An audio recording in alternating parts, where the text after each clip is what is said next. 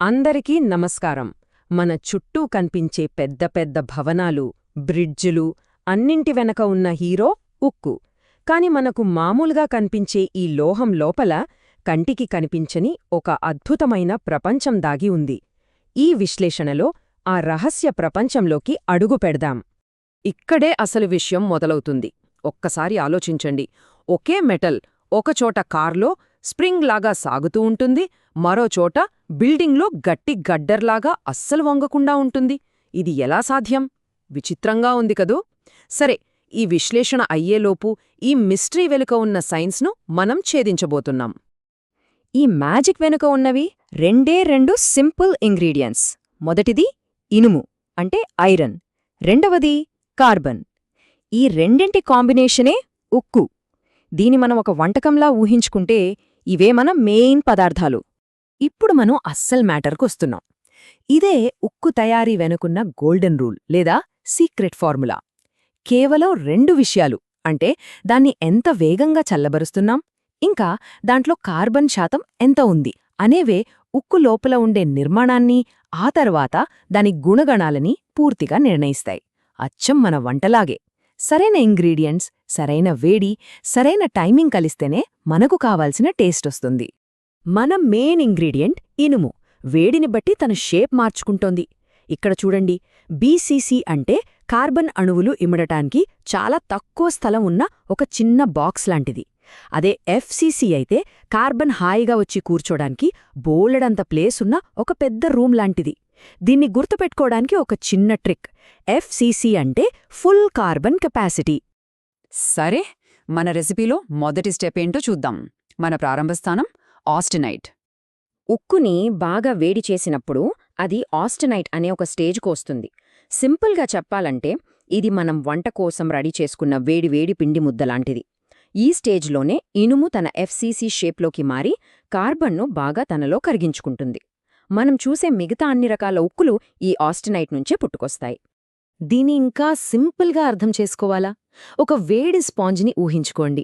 అది నీటిని ఎంత ఈజీగా పీల్చుకుంటుందో ఈ ఆస్టెనైట్ కూడా కార్బన్ను అచ్చం అలానే తనలోకి లాగేసుకుంటుంది. భలే ఉంది కదా ఈ పోలిక? సో ఆస్టెనైట్ అంటే అధిక ఉష్ణోగ్రత దగ్గర ఉండేది అని గుర్తుపెట్టుకోండి. ఓకే, మన పిండి ముద్ద రెడీ అయ్యింది. ఇప్పుడు అస్సలైన కడ మొదలవుతుంది. అదే చల్లబరచడం. ఇది చాలా కీలకమైన దశ. ఇక్కడ మనకు 3 దారులున్నాయి. మనం ఎంత వేగంగా చల్లబరుస్తామన్న దాన్ని బట్టి మనకు 3 డిఫరెంట్ రిజల్ట్స్ వస్తాయి. చాలా నెమ్మదిగా గాలికి వదిలేస్తే పియర్ లైట్ వస్తుంది. కాస్త మీడియం స్పీడ్లో చేస్తే బైనైట్ వస్తుంది. ఇక అస్సలు టైం ఇవ్వకుండా సడన్గా నీళ్లలో ముంచేస్తే మార్టెన్సైట్ వస్తుంది. ఇప్పుడు ఒక్కొక్కదాని కథేంటో చూద్దాం. మొదటిది పియర్ లైట్. ఇది చాలా ఓపికగా తక్కువ మంట మీద నెమ్మదిగా వండిన వంటకం లాంటిది. ఇందులో 2 లేయర్స్ ఉంటాయి. ఫెర్రైట్ అనే మెత్తటి లేయర్, ఇంకా సిమెంటైట్ అనే గట్టి లేయర్. ఈ రెండింటి కలయిక దీనికి ఒక బ్యాలెన్స్డ్ క్యారెక్టర్ని ఇస్తుంది. ఈ లేయర్డ్ స్ట్రక్చర్ ఎలా ఉంటుందో తెలుసా? అచ్చం మనం తినే చాక్లెట్ వేఫర్ బిస్కెట్ లాగా. మధ్యలో మెత్తటి క్రీమ్, పైన కింద క్రిస్పీగా ఉండే బిస్కెట్ లేయర్. ప్యూర్లైట్ నిర్మాణం కూడా దాదాపు అంతే. ప్యూర్లైట్ అంటే ఒక పేర్ లేదా జత అని గుర్తుపెట్టుకోవచ్చు. సో ఆ లేయర్స్ వల్లే దీనికి బలం, కఠినత్వం రెండూ ఓ మోస్తరుగా ఉంటాయి. కానీ అదే సమయంలో కొంచెం ఫ్లెక్సిబుల్గా కూడా ఉంటుంది. అందుకే ఇది చాలా రకాల పనులకు పర్ఫెక్ట్గా సెట్ అవుతుంది. ఇప్పుడు పియర్లైట్కి కంప్లీట్ ఆపోజిట్ క్యారెక్టర్ చూద్దాం. మార్టెన్సైట్. వేడివేడి ఉక్కుని సడన్గా క్షణాల్లో చల్లబరిస్తే ఇది తయారవుతుంది. ఈ హడావిడిలో పాపం కార్బన్ అణువులు బయటికి వెళ్లలేక లోపలే ట్రాప్ అయిపోతాయి. దీనికి పర్ఫెక్ట్ ఎగ్జాంపుల్ ఏంటంటే నీళ్లు. అప్పటికప్పుడు గడ్డగట్టి ఐస్గా మారడం. ఆ మార్పు ఎంత సడన్గా, ఎంత గట్టిగా ఉంటుందో మార్టెన్సైట్ కూడా అంతే. గుర్తుంచుకోవడానికి కూడా ఇది ఈజీ. మార్టెన్సైట్ అంటే మ్యాక్సిమం హార్డ్నెస్. లోపల కార్బన్ అలా ఇరుక్కుపోవడం వల్లే మార్టెన్సైట్కి విపరీతమైన బలం, కఠినత్వం వస్తాయి. కాని దానికొక పెద్ద మైనస్ ఉంది. ఏంటంటే ఇది చాలా పెడుసుగా ఉంటుంది. అంటే చిన్న దెబ్బ తగిలినా గాజు పగిలినట్టు పగిలిపోతుంది. వంగే గుణం అస్సలుండదు. ఇక 3వ రకం బైనైట్. ఇది పియర్లైట్, మార్టెన్సైట్కి మధ్యలో గోల్డెన్ మీన్ లాంటిది.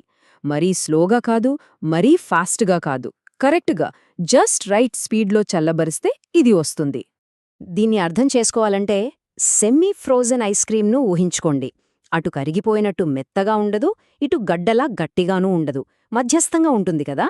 బైనైట్ కూడా అంతే.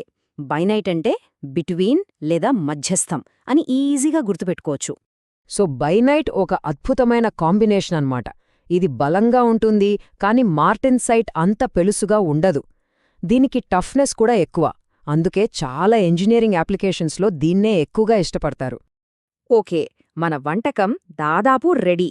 కానీ ఒక మంచి చెఫ్లాగా మనం దీనికి ఫైనల్ టచ్ ఇవ్వొచ్చు. ఈ ప్రాసెస్నే టెంపరింగ్ అంటారు. ఈ టెంపరింగ్ అంటే ఏంటంటే, చాలా గట్టిగా పెళుసుగా ఉన్న మార్టెన్సైట్ని తీసుకుని దాన్ని మళ్లీ కొంచెం వేడిచేసి జాగ్రత్తగా చల్లబరుస్తారు. ఇలా చేయడం వల్ల దాని పెళుసుతనం పోయి టఫ్నెస్ పెరుగుతుంది. దీనివల్ల మనకు సార్బైట్, ట్రూస్టైట్ లాంటి ఇంకా బెటర్ స్ట్రక్చర్స్ వస్తాయి. సరే, ఇప్పటిదాకా మనం నేర్చుకున్న ఈ రెసిపీలన్నింటినీ ఒక్కచోట ఒకే టేబుల్లో చూసేద్దామా? ఇది మన చీట్ షీట్ లాంటిది. ఈ టేబుల్ చూస్తే మనకు మొత్తం కథ ఒక్కసారిగా అర్థమైపోతుంది. చూడండి, ఫెరైట్ బంకమన్నులాగా చాలా మెత్తగా ఉంటే, సిమెంటైటేమో రాయిలాగా చాలా గట్టిగా ఉంటుంది. ఇక మనం వండిన వంటకాలు ప్యూర్లైట్ ఏమో వేఫర్లాగా, మార్టెన్సైట్ ఐస్ గడ్డలాగా, బైనైట్ ఐస్ క్రీంలాగా. ప్రతిదాని లక్షణాలు వాటి ఉదాహరణలతో ఎంత క్లియర్గా ఉన్నాయో చూడండి. ఇది మొత్తం సారాంశం. అయ్యో, ఇన్ని పేర్లు ఎలా గుర్తుపెట్టుకోవాలి అని టెన్షన్ పడుతున్నారా? డోంట్ వరీ, దానికోసం ఒక సూపర్ ట్రిక్ ఉంది. ఈ వాక్యం చూడండి. Friendly, clever people always make better strong tools. ఇందులో ప్రతి పదం మొదటి అక్షరం మనం నేర్చుకున్న ఒక మైక్రోస్ట్రక్చర్ని గుర్తుచేస్తుంది. భలే ఉంది కదా? సో చూసారు కదా, ఉక్కు అనేది ఏదో ఒక సింగిల్ మెటల్ కాదు, అదొక సైన్స్, అదొక ఆర్ట్. ఈ సీక్రెట్ రెసిపీ ఇప్పుడు మన చేతిలో ఉంది.